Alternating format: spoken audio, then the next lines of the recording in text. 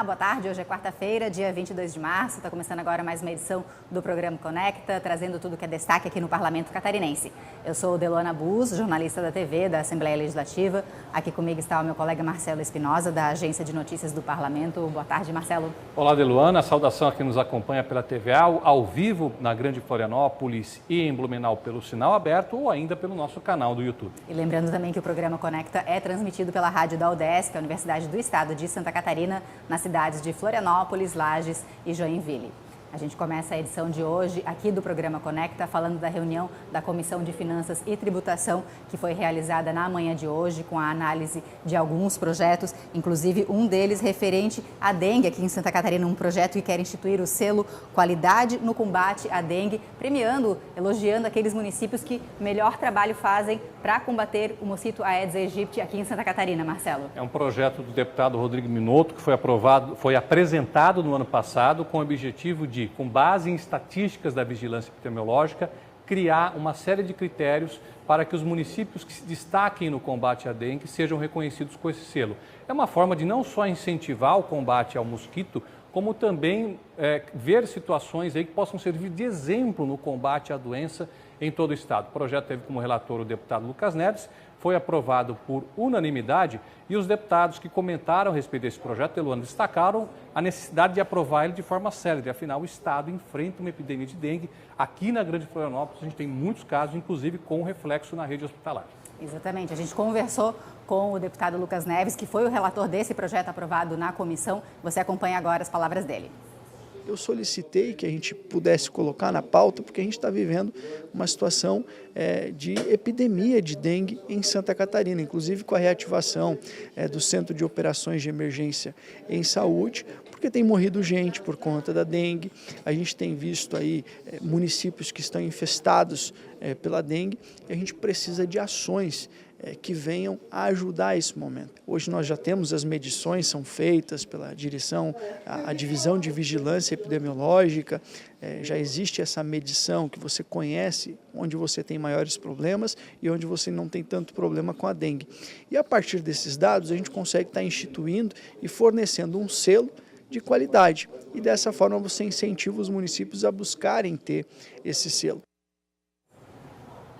Lembrando que esse projeto ainda vai para a Comissão de Saúde para ser analisado e também votado lá antes de seguir aqui para a votação em plenário e para a sanção do governo do estado. A gente preparou alguns quadros com informações sobre dengue aqui em Santa Catarina. Vamos falar primeiro sobre os casos de dengue até 18 de março. A gente já teve notificações, 14.390 notificações, casos confirmados, 3.044 casos confirmados, inclusive com uma morte aqui em Florianópolis. Também temos a taxa de incidência, o número de casos por 100 mil habitantes. Palhoça é a cidade, o município com o maior número de casos, já está em situação de epidemia, são 466,11 casos a cada 100 mil habitantes, seguido de Joinville com 158,26 casos a cada 100 mil habitantes, uma situação que vem preocupando muitos deputados aqui, né, Marcelo, que vem falando bastante sobre esse assunto. E é importante que quem está nos assistindo fique atento à questão dos sintomas da dengue.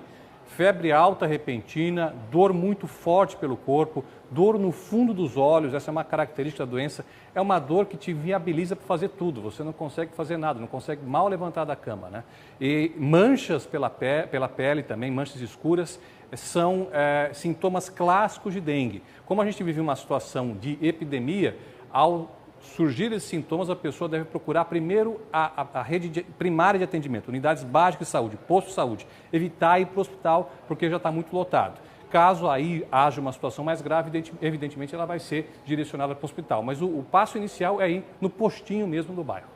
Isso então foi tudo na reunião da Comissão de Finanças realizada na manhã de hoje, quando a gente teve também a análise e a aprovação do projeto de lei complementar falando do salário mínimo regional aqui em Santa Catarina. Projeto esse que teve a relatoria da deputada Luciane Carminati, que já está aqui com a gente. Boa tarde, deputada, muito obrigada pela sua presença aqui no programa Conecta. O índice de reajuste desse ano é de 7,43%, acima da inflação, e a senhora já falou que é importante um aumento porque ele beneficia não só quem recebe o salário mínimo, mas também toda a população no entorno. Por que isso, deputada? Boa tarde. Boa tarde, uma alegria muito grande falar sobre esse tema.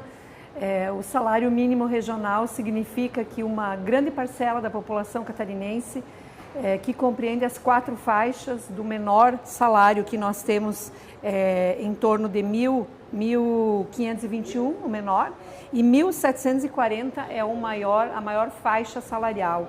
Então pega uma parcela significativa da população.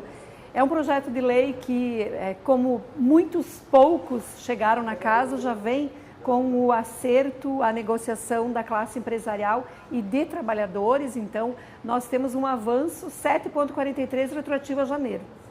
A senhora estava na Comissão de Trabalho, já foi votado na Comissão de Trabalho? Já foi votado lá votamos. Então, em primeira mão, a deputada trazendo para a gente. Está pronto para ir para a plenária. Expectativa é votar agora à tarde, deputada? Expectativa, inclusive, as centrais sindicais estão acompanhando a votação desde hoje de manhã e esperam que a votação seja hoje à tarde, para que, assim aprovado, se tornando lei, nós possamos ter já o pagamento retroativo a janeiro. A senhora tocou no ponto da redistribuição de renda, né? Como é um aumento, claro, não é um aumento muito expressivo, mas é um aumento acima da inflação. É uma estratégia também de redistribuição de renda e de aumentar o poder de compra e, consequentemente, melhorar o consumo dessas famílias. Com certeza, a melhor estratégia de desenvolvimento local é quando os empresários investem no trabalhador. Porque o trabalhador, diferente de muitos banqueiros, não colocam a sua remuneração para aplicação financeira, né? O trabalhador investe aonde? Na loja, no mercado, na farmácia, no posto de combustíveis. Então, é distribuição de renda. Quiçá isso sirva também para que outras categorias possam ter como exemplo o salário mínimo regional. Economia girando, né, deputada? Exatamente. Muito obrigada, então, pela sua presença aqui no programa Conecta, falando sobre esse projeto que está tramitando aqui na casa, que eleva o valor do salário mínimo regional aqui em Santa Catarina. Projeto esse, então, que já passou pelas comissões, está pronto agora para ser votado em plenário e depois pode ser sancionado e entrar em vigor já aqui em Santa Catarina, como a deputada mencionou, também já retroativo a janeiro deste ano. E na tarde de ontem, a gente teve aqui na Assembleia Legislativa a visita da presidente da FECAM, a Federação dos Municípios aqui de Santa Catarina, Milene Lopes. Esteve fazendo uma visita institucional para a Assembleia Legislativa. Foi recebida pelo presidente aqui da casa, deputado Mauro de Nadal, importante, com um objetivo importante de estreitar os laços entre essas duas instituições. Isso, ela assumiu recentemente a presidência da FECAM, foi eleita no final de fevereiro e pretende estreitar esse laço, inclusive, principalmente com relação ao acompanhamento de projetos de lei que estão em tramitação na Assembleia e que afetem os municípios, nos mais variados aspectos, mas principalmente o tributário, questão das finanças municipais. Para isso, inclusive, a FECAM vai disponibilizar um assessor seu que ficará quase que full time aqui na Assembleia para acompanhar a tramitação desses projetos, para que ela possa ser ouvida quando da discussão desses projetos nas comissões. A nossa reportagem conversou ontem tanto com a Milene Lopes, presidente da FECAM, quanto com o deputado Mauro de Nadal, presidente da Assembleia Legislativa, que primeiro eles falaram da importância dessa visita, desse estreitamento de laços entre FECAM e Assembleia Legislativa. Acompanhe. A aproximação da FECAM com a Assembleia é justamente para que nós possamos construir juntos proposições com vistas ao desenvolvimento dos municípios e de Santa Catarina. Acima de tudo, convergirmos em projetos importantes que fortaleçam os municípios do estado de Santa Catarina e possam, com esses projetos, gerar oportunidades em todos os municípios do nosso estado. Eles também falaram sobre as principais demandas e projetos de interesse dos municípios catarinenses. Acompanhem. Precisamos urgentemente trabalhar e discutir algumas pautas, como reforma tributária, pacto federativo, piso do magistério, que são assuntos latentes e que demandam maior atenção por parte dos municípios de Santa Catarina. Aqui na casa se discute muito matérias tributárias que impactam diretamente no ICMS, que têm uma correlação direta com a partilha com os nossos municípios, os programas voltados à área da saúde, que diretamente estão interligados com o atendimento nos postos de saúde dos municípios e os encaminhamentos com o governo do estado, e também matérias de infraestrutura, que hoje é a pauta principal em todo o estado de Santa Catarina, porque ninguém mais do que os nossos prefeitos, vice-prefeitos e vereadores sentem no dia a dia a dificuldade de não poder fazer um trânsito mais seguro pelas rodovias que temos em nosso estado. Lembrando, né, reforçando que as informações completas sobre essa visita da presidente da Federação Catarinense de Municípios e também sobre o salário mínimo regional e sobre a situação da dengue aqui em Santa Catarina estão todas na nossa agência de notícias www.alesc.sc.gov.br. E agora a gente dá aquele giro pelas redes sociais aqui da Assembleia Legislativa. Nosso colega Tiago da Luz já está aqui com a gente. Boa tarde, Tiago. Quais as novidades? Olá, Delu. Boa tarde. Olá, Marcelo. Boa tarde. Boa tarde a você que está conectado com a gente. Bem, hoje o deputado na rede é com o deputado Emerson Stein, do MDB. O deputado traz um vídeo onde ele usa a tribuna para falar sobre uma solicitação junto à Comissão de Transportes para que seja realizada uma audiência pública em Navegantes para debater a situação da BR-101. Ele cita que as obras do trecho entre Governador Celso Ramos até Barra Velha precisam sair do papel. Se você quiser saber mais sobre a atuação do deputado, sobre essa solicitação, você pode entrar lá no Instagram, @EmersonSteinPB. Já o destaque das redes é sobre um projeto que prevê um concurso para um novo hino para Santa Catarina. É um projeto do deputado Ivan Nates, do PL. Ele argumenta na justificativa que o hino atual foi escolhido há muito tempo, mais de 120 anos, e em outro contexto histórico, e que não reflete os aspectos de Santa Catarina atualmente. A proposta para o novo hino determina que a nova letra verse sobre as belezas naturais, a cultura catarinense e a sua história.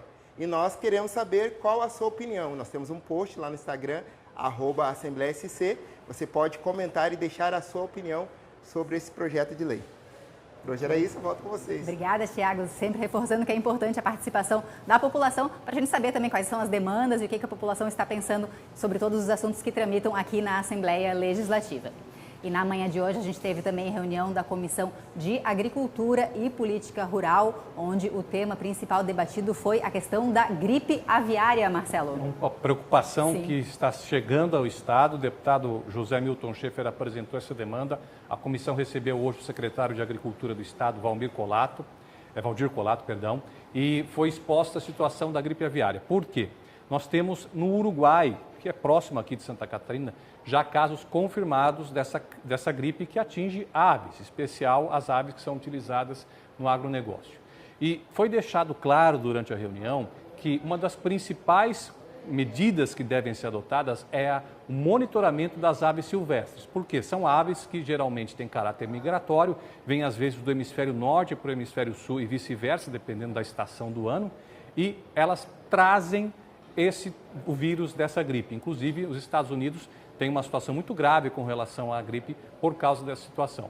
Então, essa é uma das medidas. Mas o Ministério da Agricultura, a Secretaria de Estado da Agricultura, já estão trabalhando em conjunto para fazer um monitoramento adequado dessa situação, porque, afinal, se eventualmente essa gripe chegar e atingir os nossos aviários, nós vamos ter sérios problemas para a economia catarinense. Santa Catarina, que é um dos maiores, se não o maior, exportador de frango aqui do Brasil. Do Brasil, né, Marcelo?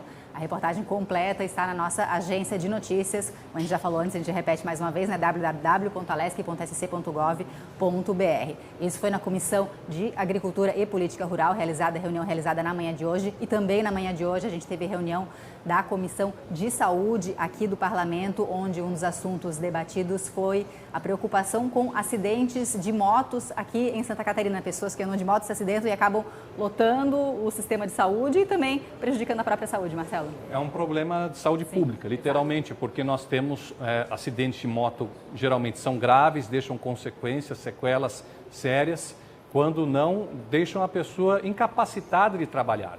E você tem aí uma quantidade muito grande de pessoas jovens que caem nessa situação.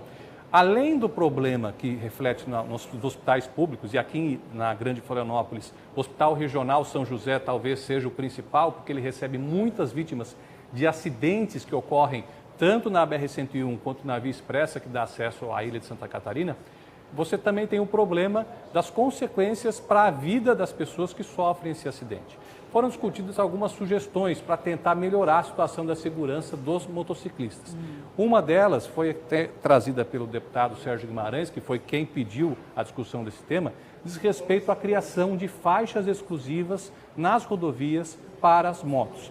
A cidade de São Paulo já implantou isso, a Avenida 23 de Maio, quem conhece São Paulo sabe que é uma avenida movimentadíssima, já tem uma faixa nesse sentido, para evitar aquela troca de faixas, que é muito comum, né? Não deveria ser assim, porque a lei de trânsito não permite, mas o motociclista, para fugir do trânsito, ele vai ali pelo corredor entre os carros.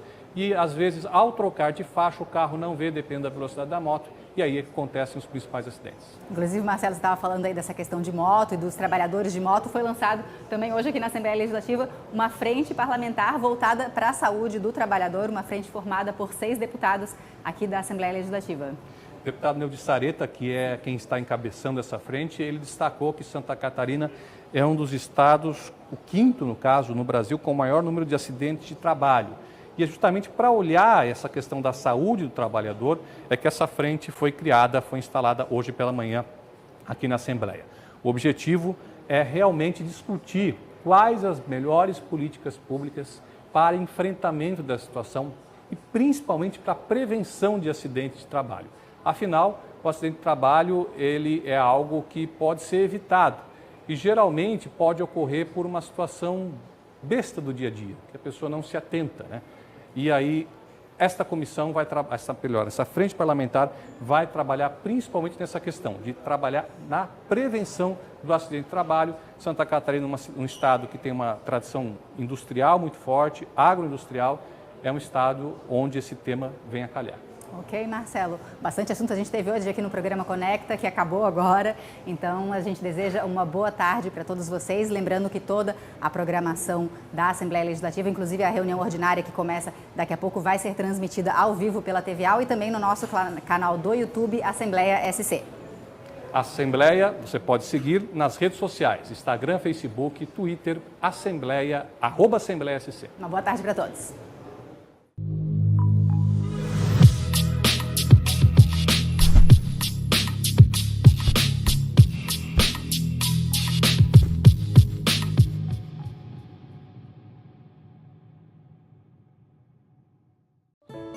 A doula acompanha outras mulheres durante